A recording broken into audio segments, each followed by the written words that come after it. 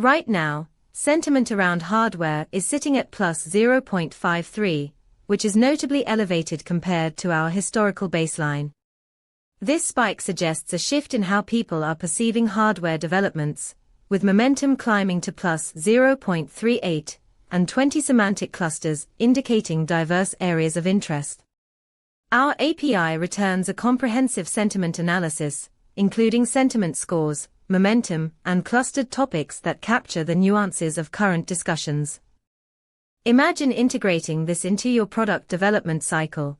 You could fine-tune your next hardware release based on real-time public sentiment, enabling you to pivot quickly to meet customer expectations.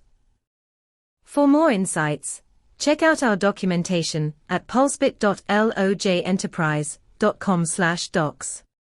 Dive in and elevate your decision-making with our sentiment data.